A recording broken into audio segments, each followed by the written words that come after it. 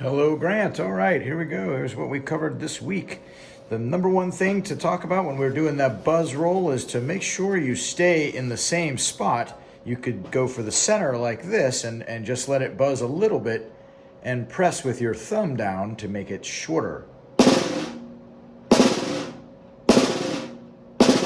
Then same with the left hand. And then hopefully back and forth and just get a little bit faster as you go. Pressing the hands down with the thumb.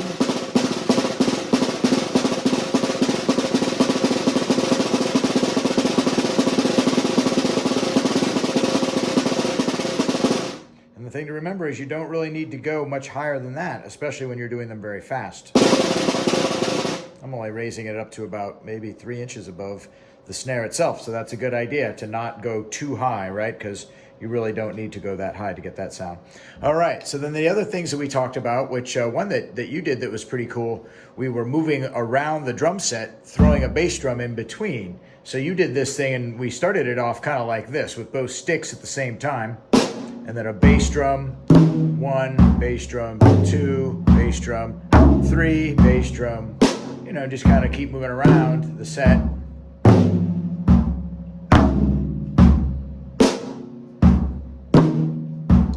And a little bit faster when you start to kind of get it a little bit.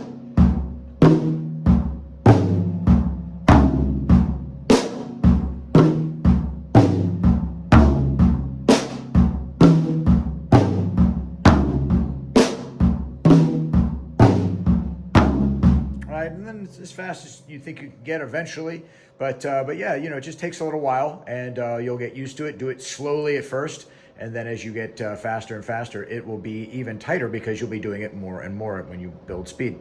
Then the other thing that you did that was really cool that I've only seen a couple of other drummers do as a warm-up was to hit the right hand first, then the bass drum, then the left hand bass drum.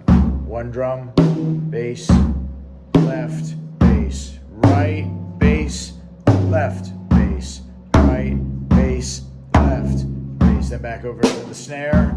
2,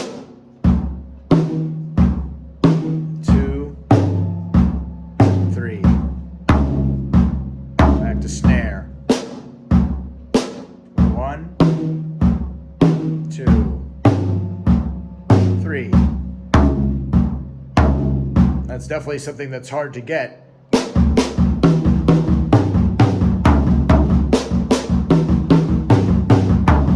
It's hard to do fast, but what it really does more than anything, you know, maybe building speed, but it also just gets your hands and feet to work together, right? That's the one thing we want to try and do. So then other than, you know, the main beat that we focused on a bit today in the lesson was doing, you know, boots and cats. So you had that bass, cat, snare. Let me scoot this over, you see the hi-hat. There we go. Bass, hat, snare, hat, B, H, S, H, B, H, S, H. That's just a good one to know.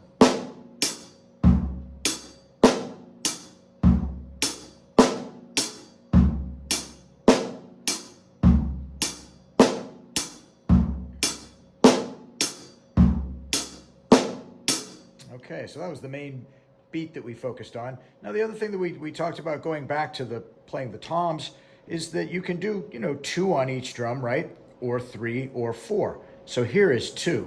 And at the very end, I hit the bass and the crash. That's just always a good thing to do because then you get the higher pitched instruments and the lower pitched instruments down there. And it makes everybody happy in the band.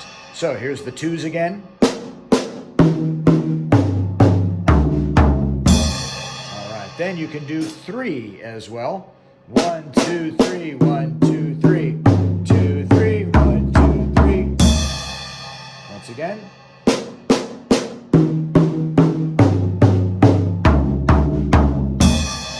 All right, and then you want to add one little more layer to it. Try doing 4. Here we go.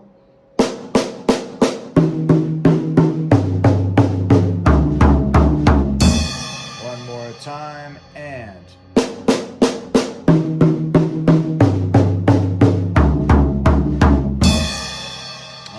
so that's just what we covered in the lesson. You're doing a great job. It's coming together and getting better and better each week. And you even surprised me a little with some of the stuff you were able to do last time. Very good. Way to go.